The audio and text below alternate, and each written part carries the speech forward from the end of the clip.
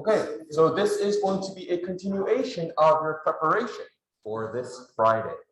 And the questions you see here are simply going to take what you know already, which is y equals mx plus b, and twist it around a little bit. And you may recognize this funky thing, ax plus by plus c equals 0 in that format, because we looked at a single question in the past that made use of this thing called standard form.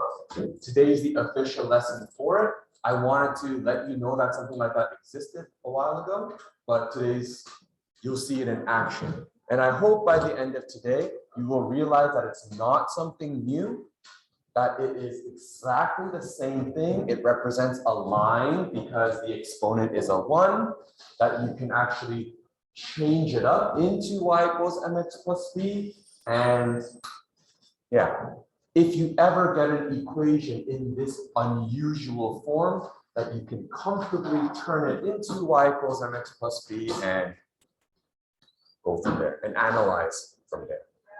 So without further ado, let's get started. Oh, before I forget, I did want to give all of my classes the Barbie Bungee back, but there are a couple of people that I want to give an opportunity to get it in late, because if I give it back, then it's an automatic 0, right? And so there's a couple of people I do want to talk to today. No, it's more the other class. So you'll have to be patient with me. Okay? With that said, no. As far as I can tell. Here we go. Also, it seems that I did not bring my stylus today, so my writing is going to be pretty messy, but I hope you will humor me a little bit. I am going to use text and lines and whatnot, so let's fill this out together. Does everyone have a sheet in front of them? Does everyone have a pencil? You may need to be drawing a straight line, so if you have a straight edge, a ruler, or the edge of your phone case, whatever, it works. Okay, so far we have always used the something y-intercept form. We have always used what we call the slope y-intercept form. Why? Because it uses a slope and it has a y-intercept. As soon as you look at it, you see m, which is slope, and you see b, which is the y-intercept. So creatively enough, we called it slope y-intercept form. We are going to investigate y equals 2x minus 6 and 4x minus 2y minus 12 equals 0. Okay. They are both equations. A left side equals a right side. A left side equals a right side. So let's take a look at what that means. You're gonna have to do some math for me, so here we go. So I'm gonna make this a little smaller so we can do this and fill in the bottom chart at the same time. Let's start with the easy one. If x was a 0, 0 times 2, 0 minus 6. The answer here is 6. Well, I don't want to actually write it, so I will do 6. Let's do it again. If x was a 1, 2 times 1, 2 minus a 6, 4. If x was a 2, 2 times 2, minus a 6. If x was a negative 1, 2 times negative 1, negative 2, minus a 6, negative 8. I hope you see a pattern. And then negative 2 times 2 is a negative 4, minus a 6. All right, not to insult your intelligence. Here we go. Consider this, everyone. Now we have to guess 2 different numbers. Well, that's not very nice, is it? But let's try it anyways. If x was a 0, oh, sorry, take a step back. Let's not do that just yet. How about we graph this? If we were to take each one, what is that squiggly sign? If I were to take each one, negative 2 is negative 10. Negative 1 is negative 8. 0 gives me a y value of negative 6. 1 is -4. And when x is 2, y is 2. We have ourselves. Dun, da, da, da. Let's do that in red. I use red letters.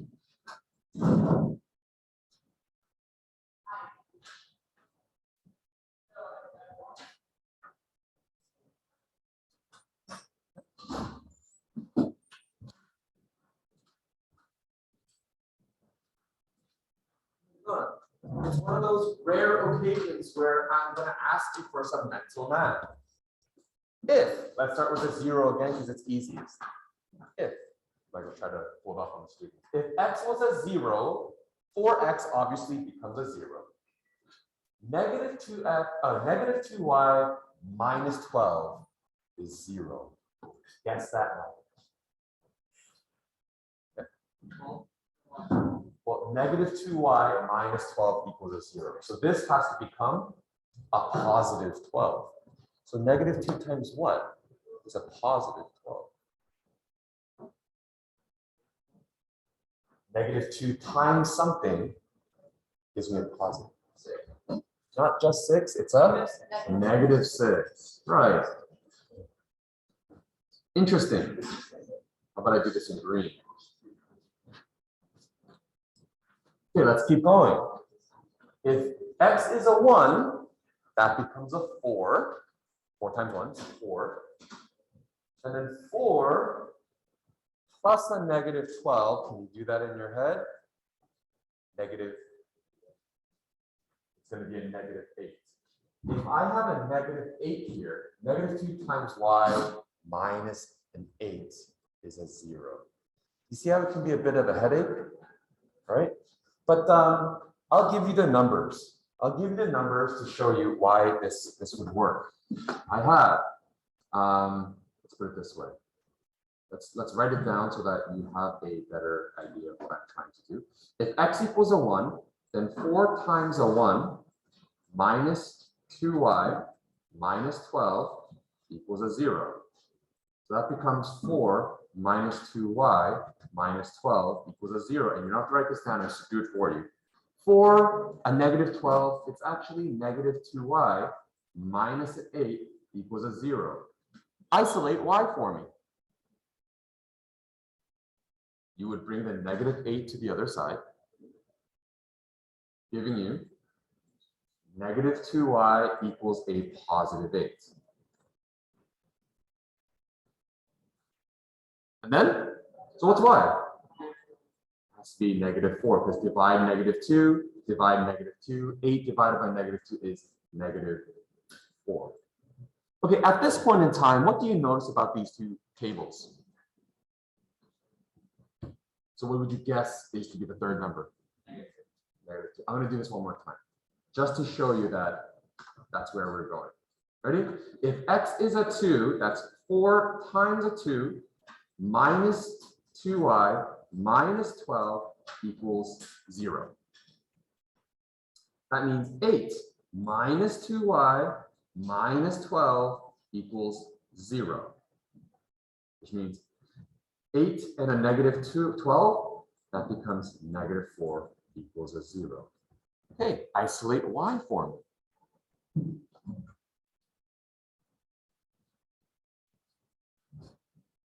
Oh, yeah, well, isolate it for me. So negative 2y equals what? Negative 2y equals a positive 4 because you brought the negative 4 to the other side. You add 4, you add 4. And then divide both sides by. This becomes negative 2. So yeah, this does become negative 2. So you can say, I hope you believe me in saying this value will also be a negative 8. This will also be a negative 10. What I'm trying to say is both of these right here, it's the same line. It's the same line. Which one was easier to use? Right? The first one. And so, which one would you prefer if you were to do the graph and stuff? The first one. Why do you think? So, if the first one was obviously easier, why would we have any use for the other form? Well, when you get further into the math, there are some situations where it becomes really nice to have that form. But for now, I think you can agree that if I were to ever give you the standard form, ever give you the second equation, that you will work it out and turn it into y equals mx plus b. Okay, so I'll write this. What do you notice? Well, they are both the exact same line, which means an equation of a line can be written in more than one way. One way obviously is more useful than the other, and it's up to you to decide what you want to do with it. I could go more into the algebra and blah, blah, blah, but I think we should just move on to the lesson. Another way of writing the equation of a line is called standard form. This form still involves the same x and y. It still involves the same x and y, but it doesn't have m and b. It's rearranged in a different way, and it looks like this. Ax plus by plus c equals plus 0. I know it seems so weird, and again, you're wondering why the heck would anything be written in this way? You say that because we're only dealing with straight lines. But once we get more and more into complicated equations that are not straight lines, the standard form becomes very common. Not only that, it also becomes quite useful. So I want to expose you to this thing called the standard form, because when we get to grade 10 level, you'll see more of it. And that becomes more useful for different shapes. So you need to know what it is. All right, some things that I can say about this. A, B, and C are all, I'm going to say, constants or real numbers. Okay.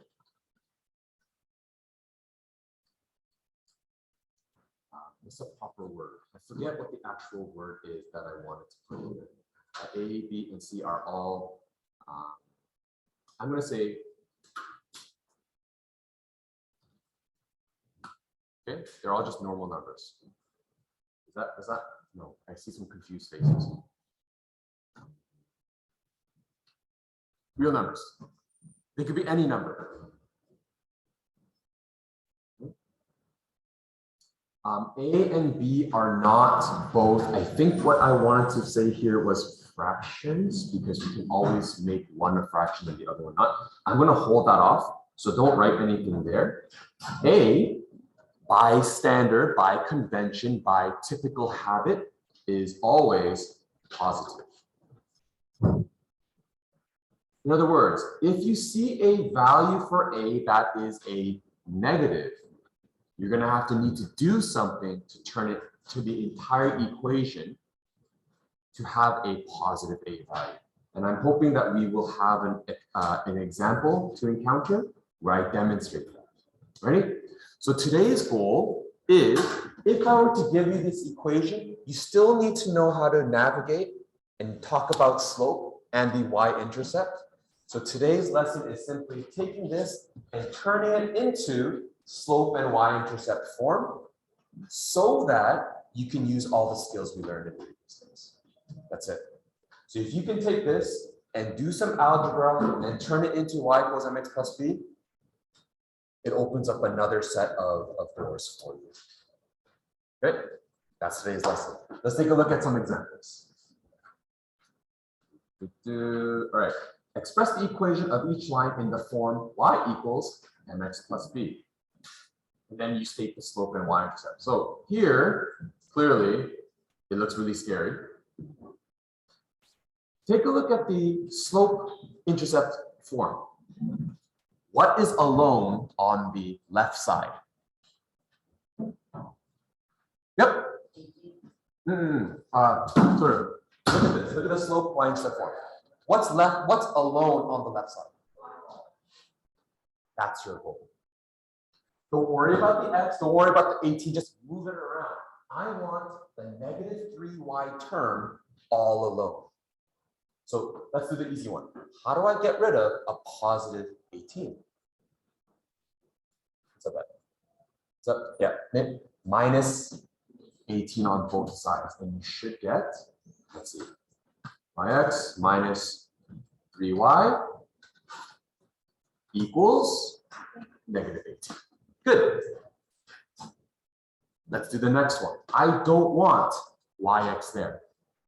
It's a positive yx. I'm not, sorry, yx. It's a positive 9x. I'm not separating the 9 and the x. I'm keeping them as a single number. Let's assume that this is a single positive number, 9x. How to get rid of a positive 9x?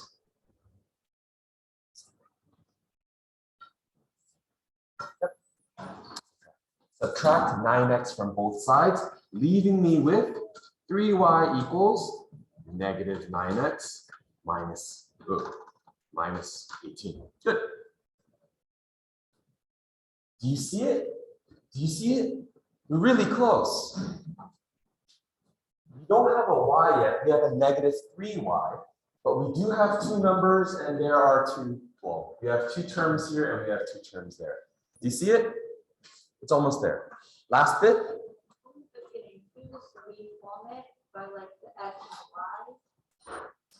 Can I? Reform it so it's actually the y equals x plus b, so just reform it. Yep, that's exactly what we're doing. Yeah. Yeah. And so all that's left now is to get y all alone. Negative 3 is being multiplied. And so the opposite would be, the inverse would be divide. If I divide the y, so let's see if I could do this. I'm going to divide this by negative 3, which means I have to divide this term and this term. I'm dividing everything by negative 3. So basically, whatever I do on the left side, I have to do on the right side, right? Here, I'm dividing the entire left side by negative 3. So I must divide the entire right side by negative 3. So you might be wondering, why am I dividing twice? You're actually not. When I say divide by negative 3, I'm saying divide everything you see on both sides of the equal sign by a negative 3. Yes? And so should we divide everything by that number? Not part of the, like, you know, like that number, but the question is like formatted. Well, yeah, so basically put a little star here, okay? When, so for this line, what you're doing is not just dividing negative 3 from the left term, divide all of left side with negative 3, and so you divide all of right side with negative 3. So what you're doing isn't just doing it once, you're dividing the entire thing. It just so happens that the left side only has one term. So it looks like you're dividing once, but you're actually dividing all of the left side and therefore all of the right side with a negative 3. So in doing so, my final answer becomes positive y equals negative 9 divided by 3, positive 3, and negative 18 divided by negative 3, positive 6. Yes. On the beginning, you just got rid of x by doing like 4 and like in bracket 1, like the x. Remember why you 4.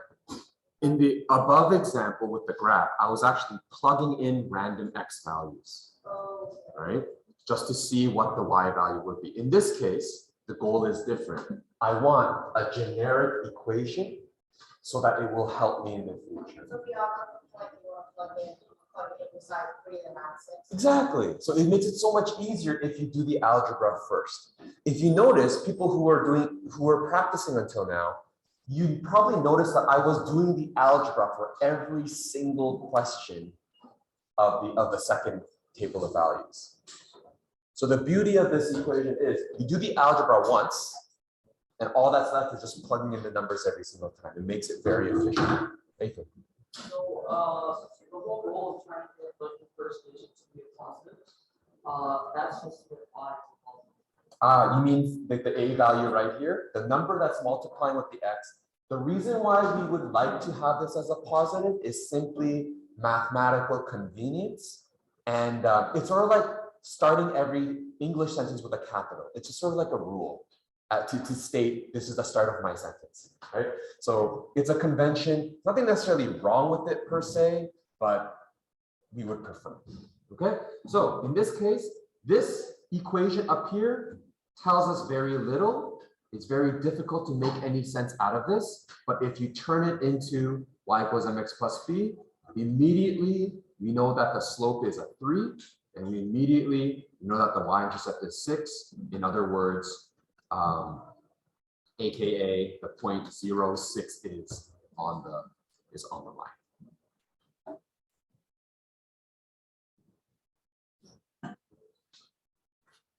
Okay.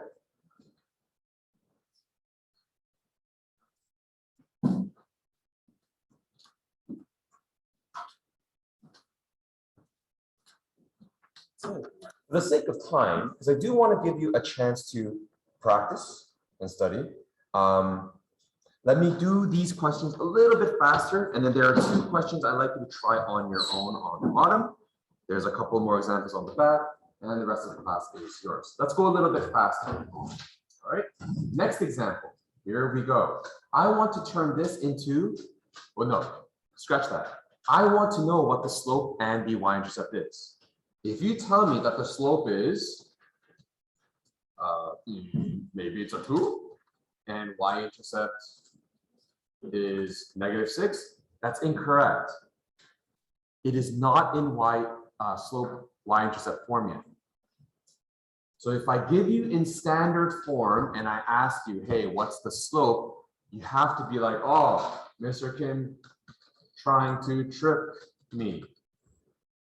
Okay, you have to consider that you always have to turn into y-intercept form.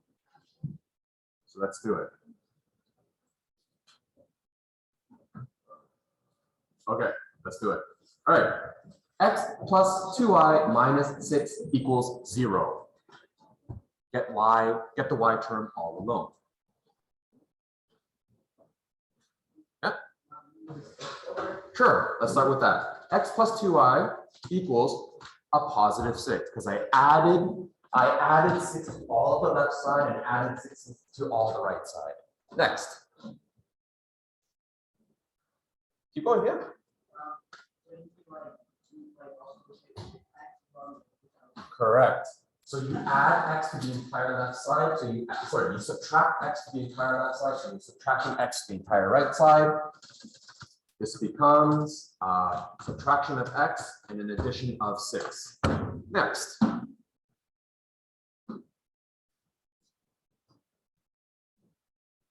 Your question? Divide by what? Just 2. Good. Because you want the y value all alone, like here. So we're dividing by 2, the entire left side by 2, and you divide the entire right side by 2 as well. Surprise, we're going to be left with a fraction, but please don't be scared. What you have left is 2 divided by 2, 1y, and then -1 is being divided by 2. Our slope is actually 1/2 now. And then 6 divided by 2 is a 3. Slope is -1/2. Y-intercept is not a 2, not a 6. It's -1/2 and positive. Did the 1 come from the other source? Where did the 1 come from? Did it come from the negative x? It's yes, that -x is a negative. Okay. So please put little stars next to it if you need to. On the very bottom, I'm going to ask you to do a couple of things, or in the next page or so. Okay, I'll ask you to do a couple of things. Here we go.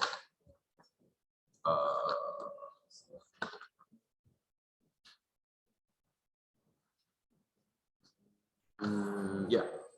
Next. Or if I ask you to go in reverse, here's another skill that you ought to have.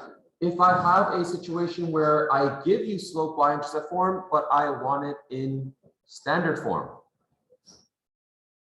It's not a trick. It actually, I just need one side to equal a, look at your sheet. One side of the equation has to equal 0. So which one's easier?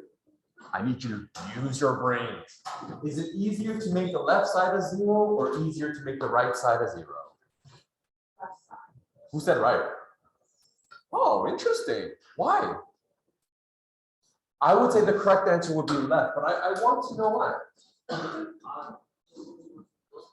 Oh, in what way?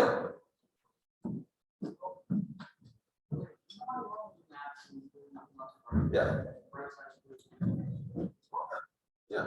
Okay, so by convention, they're like, well, up until now, we always have the 0 on the right side, so why not just make it 0? What's the point? I will show you both, and you take from it what you want. That's really good. And you will see why your way might still be better, even though I thought that let's move the left side to the right side, okay? I'm gonna do it my way, what my habit and what my practice as a kid brings me to do. And I will show you what Ethan might have done because he sees that it saves time. Okay, here we go. If I want to make the right, so the left side equal to 0, it is because I subtracted a y from both sides. I'll say it one more time. If I want to make the left side a 0, it is because it is so that it is by subtracting a y from that left side. So I'm minusing a y from both sides, leaving me with negative 3x minus 4 and then minus a y. And if I were to rearrange that, it would look like 0 equals negative 3x minus a y minus a 4.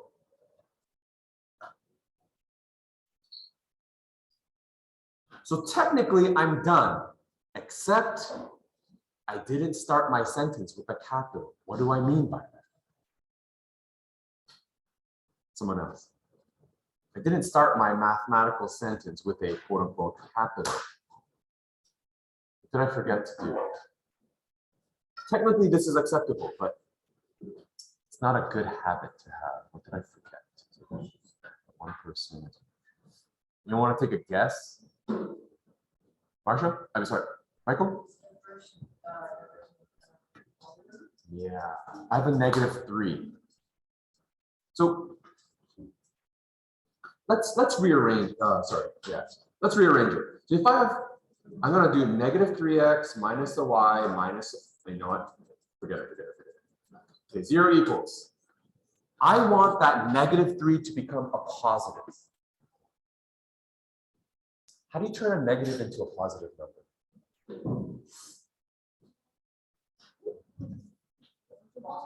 Or divide. You can do either. I think it's a good habit to do a division instead of a multiplication for your grade 11 level. Okay, so I'm going to divide everything on the right side by a negative 1. And then I'll divide everything on the right side by negative 1. But what's 0 divided by negative 1? It's a 0. So I could do it for free. That's the trick. I'm not changing anything on the left side. So negative 3 divided by negative 1, 3x. Negative y divided by negative 1 plus y. Negative 4 divided by negative 1 plus 4. All of a sudden, we have just pluses. It looks a lot nicer. So I'm just going to rearrange it. 3x plus y plus 4 equals a 0. Because, like Ethan was saying, by convention, it's nice to have a 0 on the right side. Now I'm going to go and do Ethan's work. And he's like, yo, why can't we bring the right side to the left side? We absolutely can. Ethan, how do I get rid of the negative 3x? Okay, so I'm going to add 3x to both sides. Good. How do I get rid of the negative 4? Add a positive 4. Add a positive 4. Am I done? Yeah. Did I break any conventions? Is the A value a negative? No. We're good. And if you see on the left side and the right side, they're the same answer. So you can do either way, it's okay. Just because of my habit, I typically look at which I have to do less work with, and it looks like I have less to do with one term. That's why I brought it to the right side. But you can just as easily bring both to the left side. And surprise, sometimes that's even less work. Who knows? All I want to show you is that you can do either way. Yes? Of course. So that's lesson or example number 1. The second example has a fraction in it. And so let me show you how to deal with it. You may have seen questions like this earlier in the year where you had to work with fractions, like, you know, rearranging and stuff. And it works here as well. You don't want a fraction. I don't want a fraction. We don't like fractions. Sorry, fractions. How do you get rid of a fraction? And hint, a denominator is simply a division. How do you get rid of a denominator of something? Well, Ron? Let's multiply everything by a 5. So what do I get? Let's bring it smaller. Everything's multiplied by 5. So y becomes 5y. The negative x over 5 becomes negative 5 over 5x. What does that equal to? It's a negative 1. This becomes negative 1x. And the plus 2 is multiplied by a 5. So we get, look at that line. Tell me if you follow. If not, I will try to explain more. Good question. Is exactly what we were doing. This part right here, we're trying to take negative x over 5, and I multiplied it by a 5. With me so far? And so if I do this by, you know, regular fraction multiplication, this becomes negative 5x over 5. Do you see how that divides? And it becomes a negative 1. And suddenly, we don't have a fraction, and does that look familiar to you? Let's bring everything to one side and have 0 on the other. Would you like to bring all of it to the right side, or would you like to bring it all of it to the left side? Bring it to the right. You think you're like the enemy of the state. Everyone's like right side, it's like left side. Let's bring it to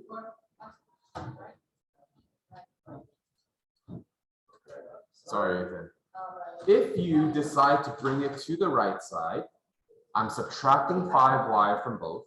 This becomes negative 1x minus 5y plus 10. Which is correct, except the x value has a negative in front of it. And so we will divide everything by negative 1. This becomes a positive 1x. This becomes a positive y, and that becomes a negative 10. Stephen, ask away. Ask me a question, though. I'm ready for it. You looked at you're staring at it like it was crazy, so I need you to. Okay. Yep. So this is for the questions to ask. So why don't we multiply this one? You could multiply by a negative 1, but I'm just afraid that you will make a silly, careless, misconception-based mistake in grade 10 when we get into this thing called factoring. I don't want it to blend with that world, just in case there are some people here who are memorizing. And so I think it's a better habit to divide instead of. Okay, so that's it. So we have And essentially, the rest is stuff that you can do. Let me try to explain where we're going with this. All right. So some people are still copying this. Practice. Does this look familiar? I hope so. It's basically the exact same thing.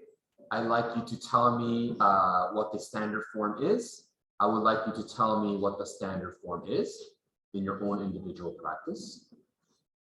Moving on to the next page, this might look familiar. Can you turn this into slope y-intercept form? This is exactly like the examples we did in the beginning of class. And if you could turn this into y-intercept form, you should be able to graph it right away because you have slope and y-intercept. So I'd like you to practice that. Lastly, if you know how to move from standard form into y-intercept form, then word questions that give you standard form like this shouldn't be an issue either. Let's do this before we finish off for the day, if it's okay. You have to go. So I thought you were pointing. Okay, here we go. Last one. Old Mill. Is that the one on Lawrence? The same name. Maybe I'm crazy. The Old Mill uses the equation 50n minus capital C plus 1000 equals 0 to determine the cost of hosting an event where C is the cost and N is the number of people attending. Okay, must be some event, might be a party, it might be a wedding, whatever. Express the equation in slope y-intercept form, and then we're going to analyze it. Go ahead. C is the cost and N is the number of people attending. At this point in time, for me, it's like, oh, it's so obvious. I know what y equals mx plus b is. For you, it might not. The question you might ask is, which one's the y? Which one's the x? Based on your homework practice, you should be able to look at this and determine what depends on what. What's the dependent and what's the independent variable? I'll give you 30 seconds. Try to identify which one's the x and which one's the y, and turn it into slope y-intercept form. Give it a shot. This is very much easily a test question. Very easy.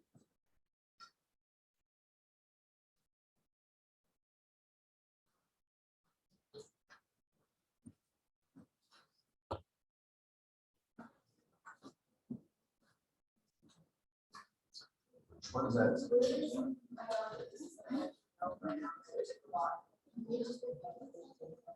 X. And the y depends on x.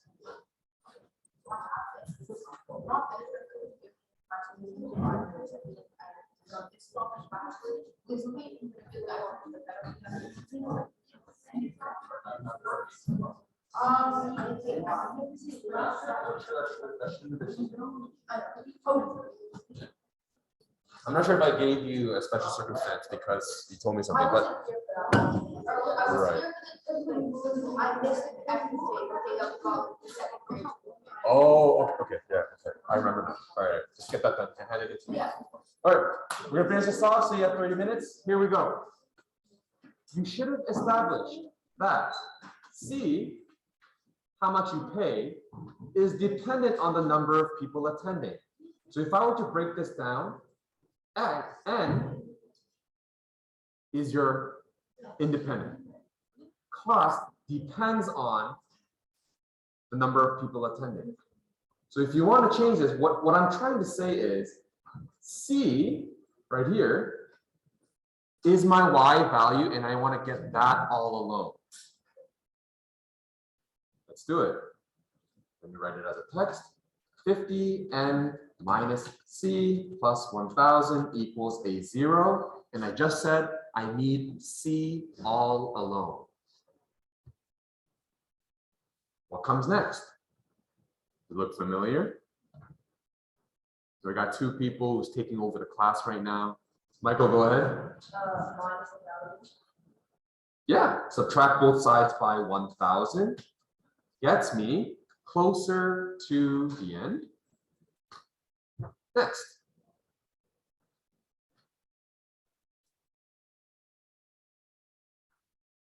That's it. It's okay. Not quite. Our goal is to get negative C all alone. So what's with negative C right now? What's with negative C on the left side? Oh, this thing. I want to get rid of 50n. I need to get rid of, I need this term, I need that little green square, I need negative C alone, nothing else around it. So I want to get rid of 50n. So it becomes negative 50n minus the 1000.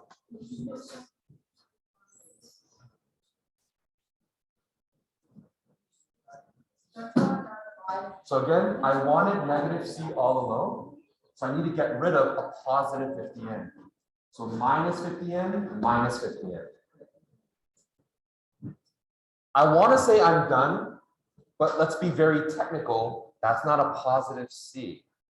I want it to be y equals mx plus b. I want that y, I want that C all alone. How do I get rid of a negative 1 that's multiplying? Yes? So you know what I mean by the habit of dividing instead of multiplying? I think it'll be good for factoring too. So negative C divided by negative 1, C. Negative 50n, divide by negative 1, 50n. Negative 1000, divide by negative 1, positive 1000. There is your slope y-intercept form.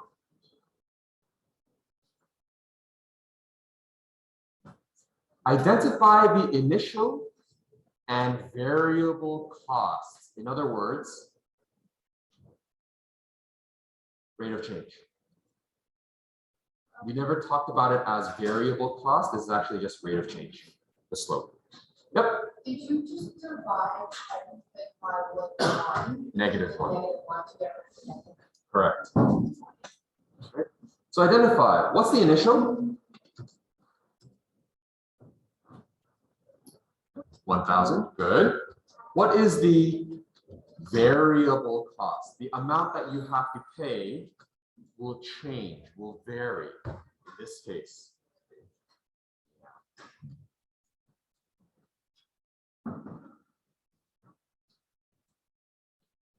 What do they represent? This represents maybe a down payment or a deposit.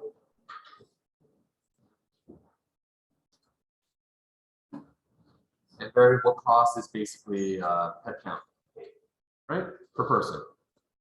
Plates.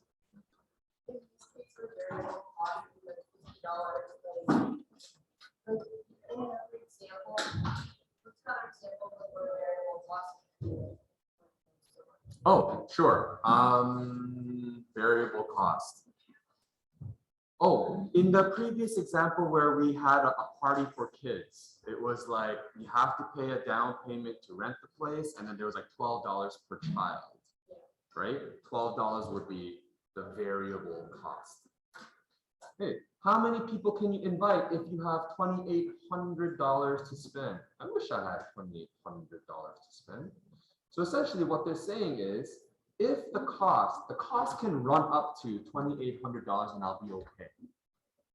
So if the cost runs up to $2,800, what is the number of people I can attend?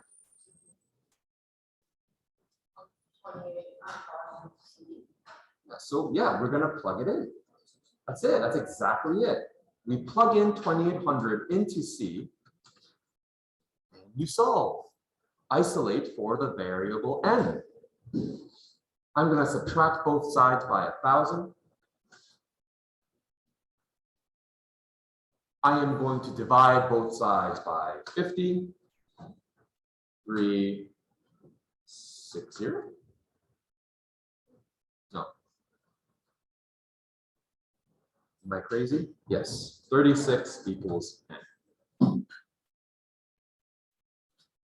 Yes. Question? No?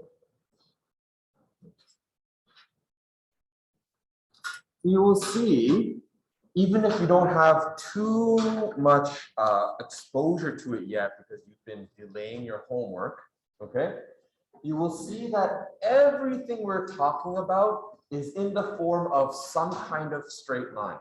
Whether I give it to you in a nice way or not so nice way, you can analyze it based on y equals mx plus b or slope-intercept. That's your goal. Give me a second. This sheet, there are plenty of homework questions you can try. Please finish off the examples we haven't done so yet as part of your homework. You have a good 25 minutes before you leave today. And tomorrow, I see you two for 2 hours, 2.5 hours. So mentally prepare yourself. Okay. If you are a little shaky, if you're not quite ready for these word type questions, I have a suggestion for you.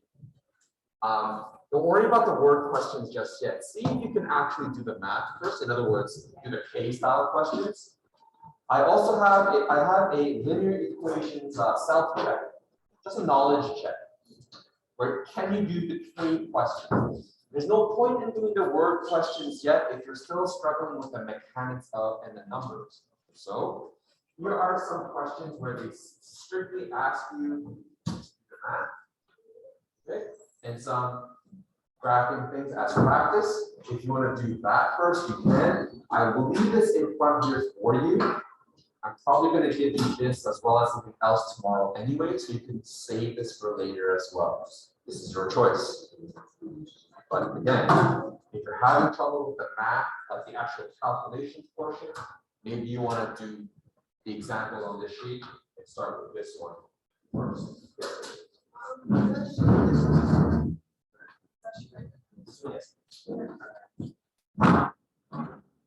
All right, you have 20 something minutes. Do your best. Today is Wednesday. I'm Thursday.